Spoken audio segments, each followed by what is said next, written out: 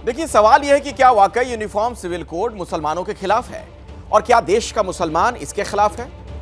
यही जानने की कोशिश में एबीपी न्यूज संवाददाता रविकांत पहुंचे दारुल उलूम देवबंद। यहां रविकांत ने छात्रों और मौलानाओं से यूनिफॉर्म सिविल कोड पर बात की है।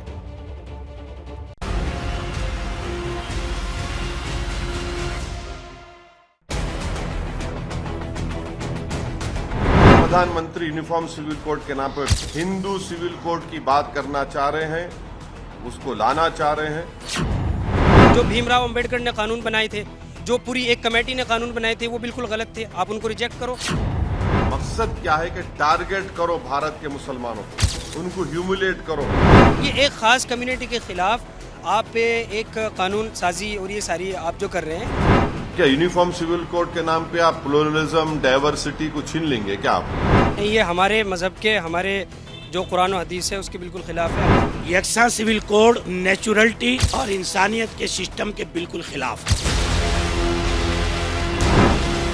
यूनिफॉर्म सिविल कोड, इस शब्द की चर्चा भर से सियासी उबाल आ गया है। सामने चुनाव है, इसलिए मजहबी सियासत करने वाले नेताओं की जुबां यूनिफॉर्म सिविल कोड पर आग उगल रही है। अब यूनिफॉर्म सिविल कोड की भारत के प्रधानमंत्री बात कर रहे हैं, तो क्या यूनिफॉर्म सिविल कोड के नाम पे आप प्लुरलिज्म, डाइवर्सिटी को छीन लेंगे क्या आप? यूनिफॉर्म सिविल कोड की जब बात प्रधानमंत्री कर रहे हैं, वो यूनिफॉर्म सिविल कोड की नहीं बात कर रहे, वो हिंदू सिविल कोड की बात कर रहे।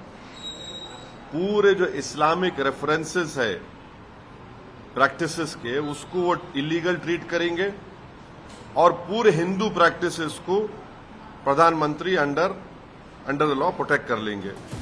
भावनाओं को भड़काकर अपना सियासी कद बड़ा करने की चाह रखने वाले नेता यूनिफॉर्म सिविल कोड को मजहब में दखल बता रहे हैं। उसी यूनिफॉर्म सिविल कोड पर देश का आम मुसलमान क्या सोचता है?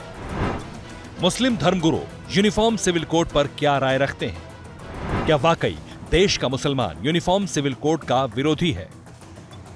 ये जानने के लिए एबीपी न्यूज की टीम पहुंची मुस्लिम शिक्षा के सबसे बड़े केंद्र दारुल उलूम देवबंद। हम इस समय देवबंद में मौजूद हैं और इस्लामिक शिक्षा के सबसे बड़े मरकज दारुल उलूम देवबंद यूनिवर्सिटी के सामने हैं। हम यहाँ इसलिए आए हैं ताकि ये जान सकें कि लोगों की कॉमन सिविल कोड को लेकर के क्या राय है। कॉमन सिविल कोड की आहट के साथ ही जो सियासत शुरू हुई है, उस पर हम यहाँ के बड़े विद्वानों, मौलानाओं, मुफ्तियों और आम लोगों से, महिलाओं से बात करेंगे।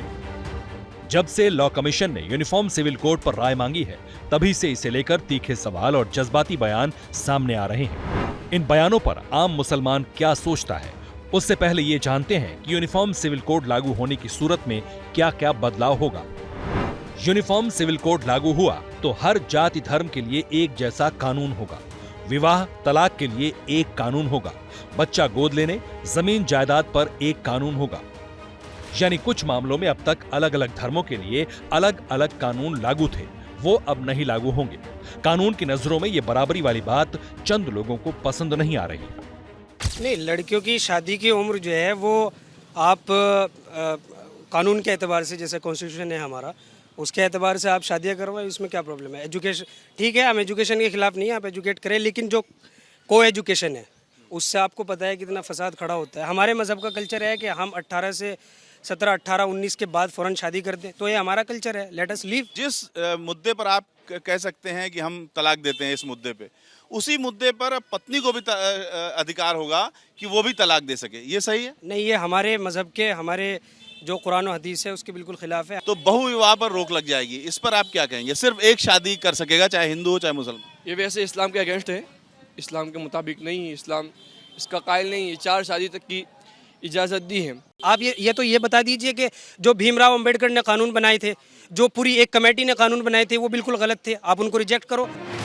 दारुल उलूम देवबंद मजहबी शिक्षा का केंद्र है, लिहाजा यहाँ पढ़ने वाले तालिब यानी छात्रों की सोच भी मजहब से प्रभावित है। इसलिए यूनिफॉर्म सिविल कोड पर ये सवाल तो संविधान के हवाले से पूछ रहे हैं, लेकिन इन सवालों के पीछे तर्क मजहब वाला काम कर रहा है। दरअसल अब तक देश में हिंदू, मुस्लिम, ईसाई, पारसी धर्मों के लिए कुछ मामलों में अलग अलग कानून है। हिंदू, सिख, बौद्ध, जैन धर्मों पर हिंदू सिविल लॉ लागू होता है। मुसलमानों पर मुस्लिम पर्सनल लॉ लागू होता है। यूनिफॉर्म सिविल कोड लागू होते ही सभी धर्मों के पर्सनल लॉ खत्म हो जाएंगे। यही बात ऐतराज की वजह बन रही है कि यकसा सिविल कोड, मैं इसको हिंदू और मुस्लिम की दृष्टि से नहीं देखता हूं, बल्कि एक इंसानियत की दृष्टि से देखता हूं। यकसा सिविल कोड नेचुरलिटी और इंसानियत के सिस्टम के बिल्कुल खिलाफ है। और एक ऐसा मुल्क कि जिसमें 3000 से ज़ायद ज़बानें बोली जाती हों, सैकड़ों किस्म का कल्चर हो, वहाँ आप एक यकसा सिविल कोड किसी हाल में नाफिज नहीं कर सकते। गोवा में यूनिफॉर्म सिविल कोड 1960 से लागू है। उत्तराखंड जैसे राज्यों में भी यूनिफॉर्म सिविल कोड बनाने की प्रक्रिया चल रही है। उत्तराखंड में जो यूनिफॉर्म सिविल कोड बन रहा है उसमें बहुविवाह पर रोक का प्रस्ताव है, लड़कियों की शादी की उम्र तय करने का प्रस्ताव है, शादी का रजिस्ट्रेशन जरूरी करने का प्रस्ताव है। ये प्रस्ताव महिलाओं को सशक्त करने और उन्हें कानूनी तौर पर मजबूत करने के लिए है, लेकिन धर्मगुरु इन प्रस्तावों को मजहब में दखल बता रहे हैं। गवर्नमेंट अगर ये समझती है कि लड़कियों की एज बढ़ाने से उनकी जो सोशल कंडीशन है वो अपग्रेड हो सकती है, तो मैं समझता हूँ कि वी वेलकम दैट वन, हमें इसमें कोई एतराज़ नहीं है। बहुत अच्छा है, ग्रेजुएट बनाइए, इस्लाम तालीम से मना नहीं करता, लेकिन हालात इतने नाजुक हैं और सोशल मीडिया और हमारे व्हाट्सएप और फेसबुक और इस वक्त में जो बेहयाई के अड्डे हैं, उन्हें हमें अंदर से इतना बेहया बना दिया है कि जितना आप इसे ताखीर में लाएंगे, इतनी ही बिगाड़, इतनी ही बुराइयां और इतनी ही बेहयाइयां हमारे घरों में जन्म लेंगी। विवाद के मुद्दे सिर्फ इतने ही नहीं हैं। दरअसल यूनिफॉर्म सिविल कोड की बात होती है तो बात जनसंख्या नियंत्रण को लेकर कानून बनाने की भी होती है। बात हलाला और इद्दत को पूरी तरह खत्म करने की भी होती है। कानून के नाम पर सदियों पुरानी परंपराओं ने महिलाओं को गुलामी की बेड़ियों में जकड़ा है, उन्हें कमजोर किया है, लेकिन मौलाना मजहब के नाम पर इसका विरोध करते नजर आते हैं। जनसंख्या नियंत्रण की बात की जाएगी और एक नंबर तय कर दिया जाएगा कि चाहे हिंदू हो या मुसलमान, इतने बच्चों से ज़्यादा बच्चे नहीं पैदा कर सकते हैं, वो चाहे 1 की संख्या हो, 2 की संख्या हो या कोई और संख्या हो। तो इस पर क्या प्रतिक्रिया है? आज की जो जनरेशन है उसमें आप देखें 2-3, यानी कि इंसान ने खुद अडॉप्ट कर लिया इन चीज़ों को।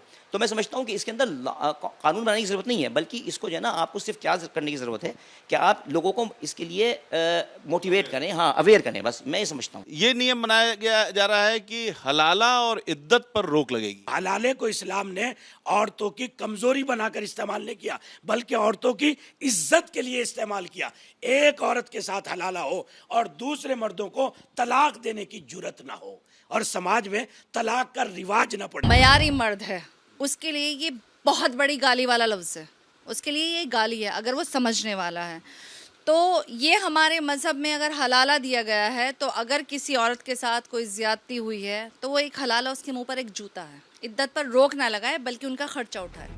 यूनिफॉर्म सिविल कोड में लिव इन रिलेशनशिप को लेकर भी डिक्लेरेशन देना पड़ सकता है। यूनिफॉर्म सिविल कोड के जरिए कोशिश है कि देश के सभी लोग कानून की नजर में बराबर हों, लेकिन मजहबी सियासत करने वाले नेता उसके खिलाफ जुबानी आग उगल रहे हैं।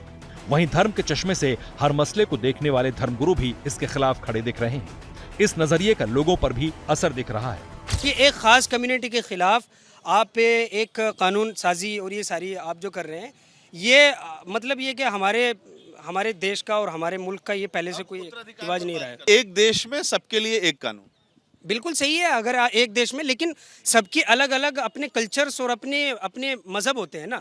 आप बौद्ध मज़हब को, आप क्रिश्चियनिटी को, आप जुडिज़म को, आप इस्लाम को, आप हिंदुइज्म को, इन सब के कल्चर को आप कैसे एक करोगे? आप कल्चर पे बात ना करो।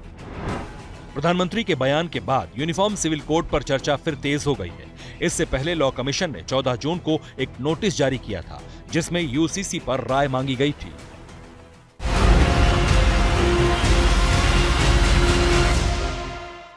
जैसे ही घड़ी का काटा दोपहर 2:30 पे आए, बबीता जी का दिल सास बहू साजिश के लिए मचल जाए।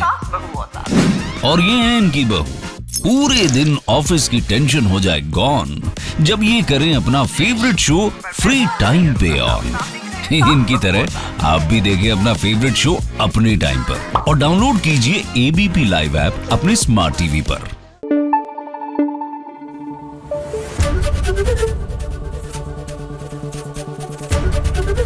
एबीपी न्यूज आपको रखे आगे।